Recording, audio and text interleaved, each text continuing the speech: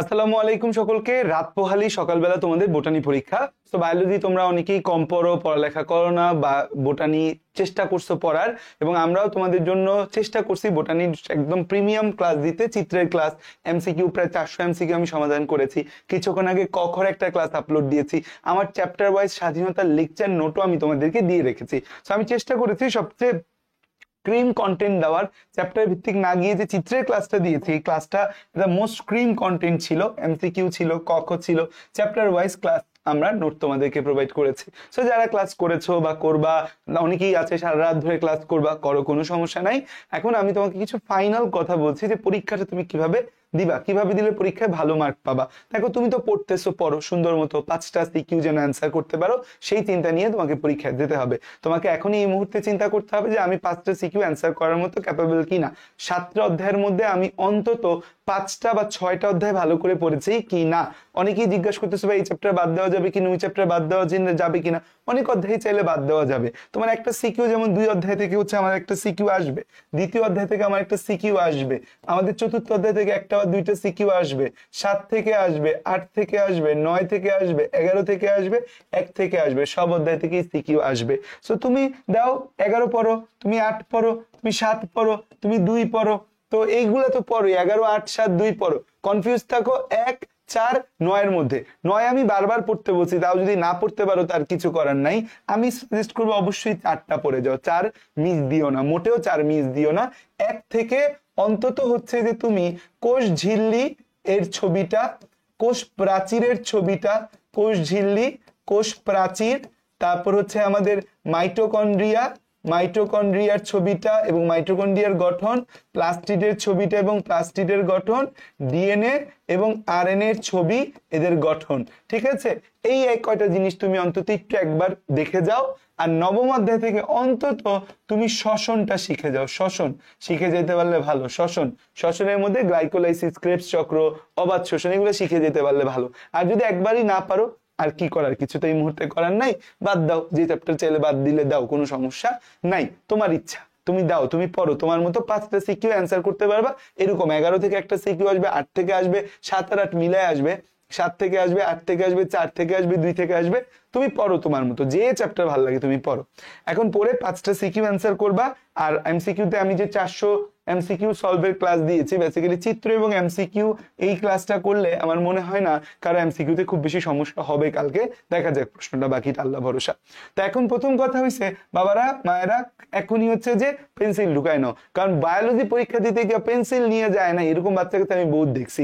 যে তোমার যে ফাইলটা আছে, যেটার মধ্যে তুমি হচ্ছে যে কলম, পেন্সিল সব নিয়ে যাও, সেখানে পেন্সিল ঢুকাও, মিনিমাম 2টা পেন্সিল ঢুকাও, রাবার নাও, শার্পনার নাও। পরীক্ষা হলে গিয়ে এগুলো চাওয়াচাই করবা, এই পেন্সিল দে, রাবার দে, শার্পনার দে, সময় নেই, এত প্যারা খাওয়া যাবে না, ঠান্ডা মাথায় পরীক্ষা দিতে হবে। এই 3টে জিনিস এখনই ভরে ফেলো, ভরে কমেন্টে জানাও যে ভাইয়া ভরে ফেলছি। ঠিক আছে, তাহলে এই 3টে জিনিস নাও। চিত্র প্র্যাকটিস করে যাবা মাস্ট। আমি কিন্তু হচ্ছে যে আমাদের চিত্রের যে ক্লাসটা আছে, সেখানে কোন কোন চিত্রগুলো লাগবে সিকিউর জন্য, সেগুলো কিন্তু স্টার মার্ক দেওয়া আছে।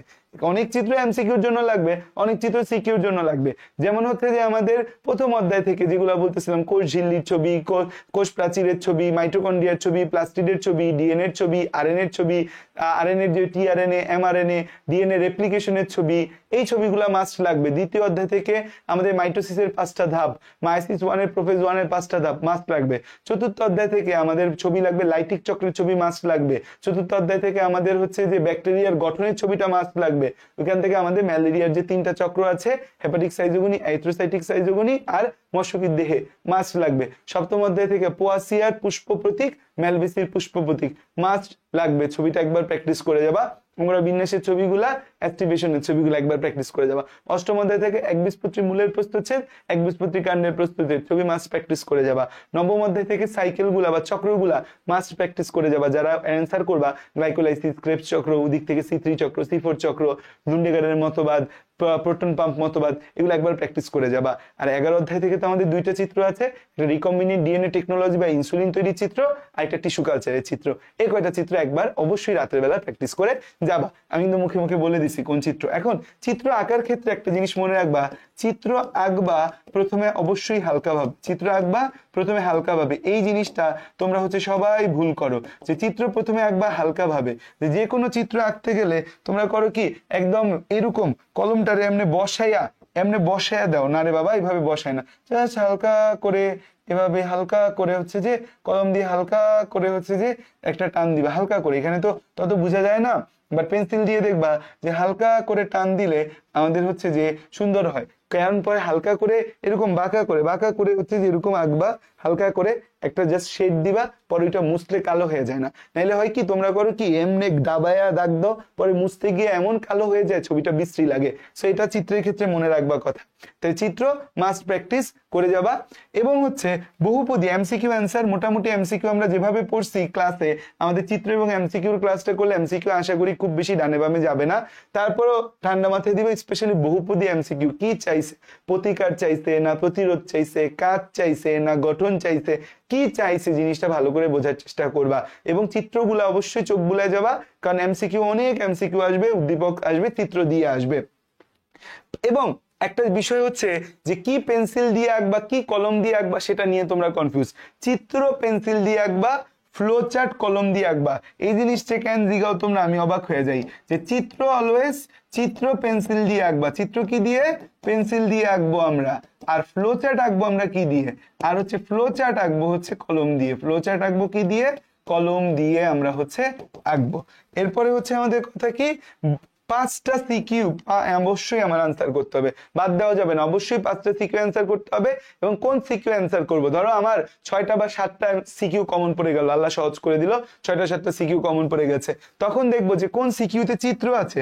1 নম্বর বিষয় হচ্ছে চিত্রযুক্ত সিকিউ, যেই সিকিউতে চিত্র আছে সেই সিকিউটা হচ্ছে যে আমরা অ্যান্সার করবো, কারণ তাহলে আমি মার্ক ভালো পাবো। চিত্রযুক্ত সিকিউ, আমার এই চিত্রটা পারি, ধরো পোয়াসিয়া মালবেসি চিত্র আসছে সেই ছবি, একবীজপত্রী মূলের প্রস্তুত হচ্ছে, একবীজপত্রী কাণ্ডের প্রস্তুত দেওয়া আছে সেই ছবি যুক্ত, ম্যালেরিয়া চক্র আছে সেই ছবি যুক্ত।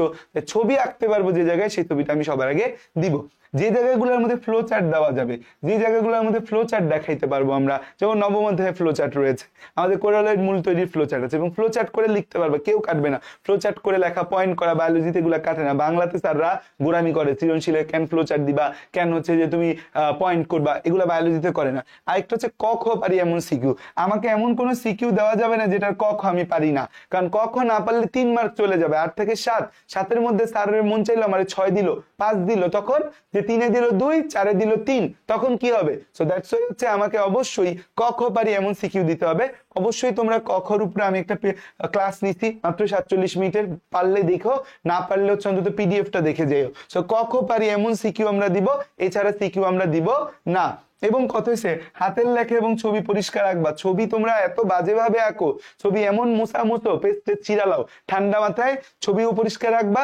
বায়োলজিতে লিখতে হয় কম, এত বাংলার মতো দুনিয়ার সব লেখা না, লেখাটা পরিষ্কার করে লিখবা যেন লেখাটা বোঝা যায়, ঠিক আছে? সো হচ্ছে এই হচ্ছে বোটানি এক্সামের আগে কথাবার্তা। বোটানি এক্সাম দিয়ে আসো, কালকে এসেই ইনশাল্লাহ তোমরা জুলজির জন্য আমরা অলরেডি চিত্রের ক্লাস দিয়ে রাখছি, জুলজি সিকিউ সাজেশন দিয়ে রাখছি, জুলজি এমসিকিউ ক্লাস আমি আজকে রাতে শুট করবো ইনশাল্লাহ, কখর ক্লাসে শুট করতে বসে যাব। সো জুলজি এমসিকিউ আর হচ্ছে কখ কালকেই দিয়ে দিব আমরা ইনশাল্লাহ, তোমরা ঠান্ডা মাথায় পড়বা, কোনো প্যারা খাও না। বোটানি এক্সাম ভালো হবে, বোটানি প্রশ্ন কম্পারেটিভলি সোজাই হয় জুলজি থেকে। তারপরও আল্লাহর নাম নিয়ে পরীক্ষা দিতে যাবা, বিসমিল্লাহ বলে শুরু করবা, ঠান্ডা মাথায় লিখবা।